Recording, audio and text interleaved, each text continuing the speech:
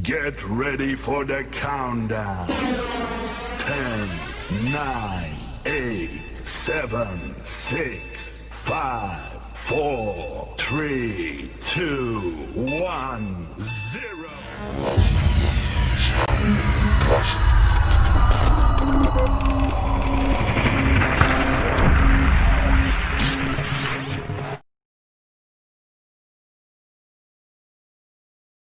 Assalamualaikum warahmatullahi wabarakatuh. Perkenalkan, nama saya Suryanto, NPM 19040208007 dari Program Studi Pendidikan Bahasa dan Sastra Indonesia Angkatan 19, Fakultas Bahasa dan Sastra, Universitas PGRI Kanjuruhan Malang.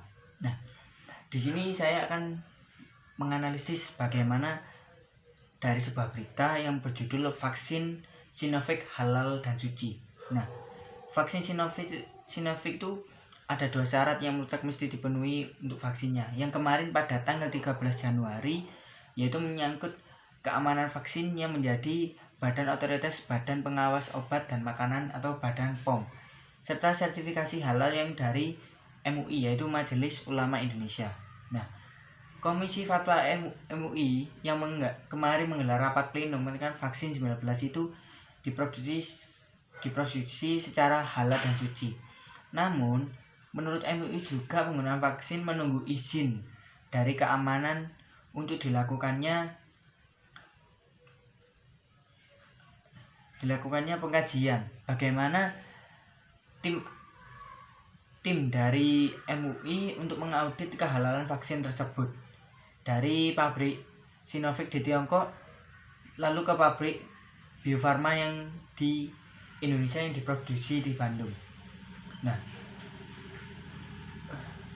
keputusan fatwa MUI menggembirakan karena pemerintah sudah menetapkan vaksin dimulai pada tanggal 13 Januari kemarin dan menjadi vaksin penerima pertama yaitu Presiden Joko Widodo. Nah, tentunya penetapan Sinovac vaksin ini ada halal dan sucinya, yaitu menyangkut keyakinan umat beragama, khususnya agama Islam, yang artinya aspek keagamaan yang tentunya ada bertentangan dengan ajaran agama apabila itu tidak dalam keadaan halal dan suci. Sembari menunggu kepastian keamanan, bagaimana pemerintah menetapkan tanggal vaksinasi kemarin pada tanggal 13.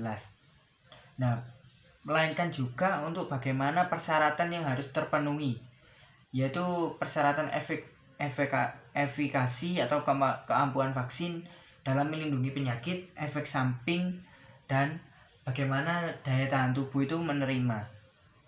Nah, persyaratan tersebut tidak perlu diragukan lagi bagaimana masyarakat bisa menerimanya. Nah, tugas pemerintah selanjutnya tentunya yaitu menyediakan vaksin tersebut dalam kurun waktu 15 bulan. Nah, tentunya menyasar 181,5 juta orang untuk sementara ini. Sebagaimana sebanyak 3 juta dosis vaksin menjadi satu-satunya yang tersedia dari total 6 vaksin yang bakal datang ke Indonesia. Nah, vaksin Sinovac ini sudah didistribusikan ke setiap daerah. Bagaimana pemerintah daerah memastikan pelaksanaannya nanti bisa berjalan dengan lancar sehingga diikuti oleh masyarakat. Nah, disosialisasikan program ini bagaimana kepada masyarakat selain menjaga kesehatan juga bagaimana tenaga kesehatan itu terlibat. Bagaimana tokoh masyarakat dan pemuka agama itu bisa terlibat untuk tetap memberikan donasi kesehatan untuk pemerataan suntik vaksin. Bagaimana apakah pengendalian virus ini bisa termasuk konektivitas global? Bagaimana untuk menjamin perekonomian untuk bisa tinggi kembali seperti biasanya? Bagaimana kegagalan untuk menahan virus ini di negara ini beresiko atau tidak untuk memicu gelombang pandemi ini di negara lainnya tentunya. Jika di Indonesia mengalami gelombang infeksi di tahun-tahun mendatang bagaimana pemulihan ekonomi bakal jauh panggang dari api. Baik pariwisata, bisnis, investor tidak akan datang ke negara ke tingkat infeksi COVID-19 yang tinggi. Oleh karena itu, program vaksinasi merupakan suatu keniscayaan bagaimana kita tetap mematuhi protokol kesehatan. Nah, tentunya bagaimana kita akan menurunkan ke tingkat rendahan untuk soal COVID-19 ini. Nah, tentunya apa yang harus kita manfaatkan dalam vaksin ini? Yang pertama tentunya menurunkan angka kesakitan dan kematian COVID-19 ini.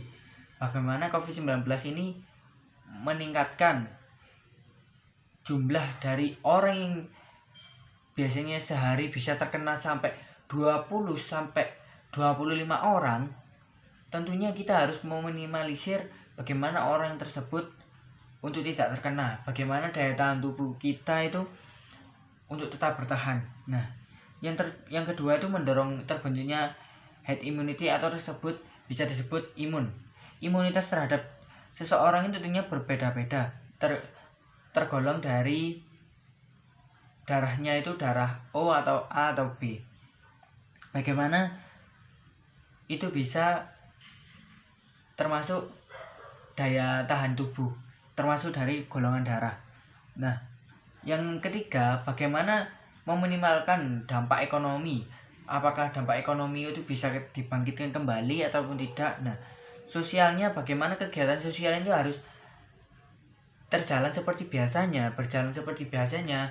Seperti ekonomi ini bisa menaik kembali.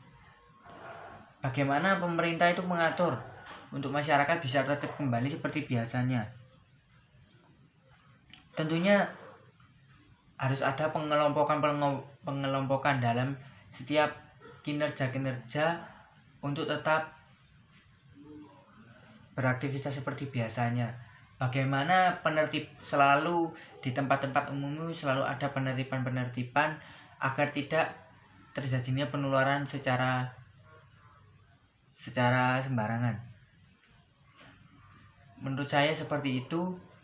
Mohon maaf apabila ada salah kata. Wassalamualaikum warahmatullahi wabarakatuh.